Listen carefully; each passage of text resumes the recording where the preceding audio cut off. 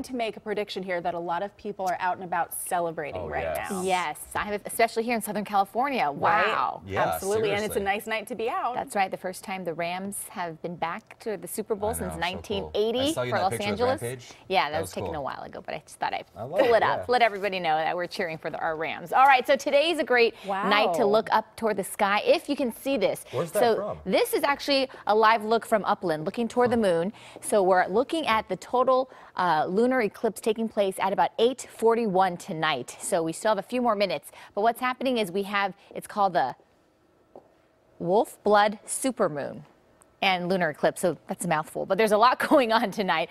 If you can see this, this is a great time to be outside, but we do have some high clouds obstructing some of the view tonight, and that's because we have a system to the north of us that's going to continue to cool us down and potentially bring us some snow showers, especially in the higher elevations. So that's something to look out for as we head into the overnight hours. Take a look. Normally, our map here is a lot more green, but we're starting to see a lot more of the blues filling in, especially for the foothills and mountains, and that's because we have a lot of this cooler air coming in from Northern California. 39 degrees right now for Big Bear, 59 for San Bernardino, 57 for Ontario, and also 52 for Lancaster, low 60s for Van Nuys. So we are definitely much cooler tonight compared to this time yesterday. Remember, yesterday was nice and warm. We had those weak offshore winds. Well, the sea breeze returns, and that's why things are a little bit cooler tonight compared to last night. So we have some breezy conditions picking up for Oxnard, some breezes for Santa Monica, lighter winds for Fontana, and also for the Pasadena area. We're going to see some gustier conditions associated with the system moving in from Northern California, and then we're also looking at some Santa Ana winds taking place once the system passes.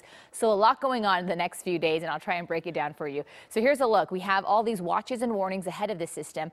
So we do have a wind advisory that will start to pick up as soon as the system passes starting on Tuesday. So just know that we're going to start to see some gustier Santa Ana winds, and that's going to dry us out and also warm us up. But we also have high wind warnings in place tonight for the high desert communities, and that's because we're looking at a lot more of that colder air really pushing through. So tomorrow will be much colder than the rest of the weekend. And then tonight we could even see a dusting of snow through the grapevine, that I-5 corridor. So a winter weather advisory has been issued, but it really doesn't go into effect until about 4 a.m. It's going to stay with us till about noon tomorrow. So snow levels could get down to 3,500 feet, maybe 1 to 3 inches of new snow. So there's that system right now as it gets a little bit closer to us.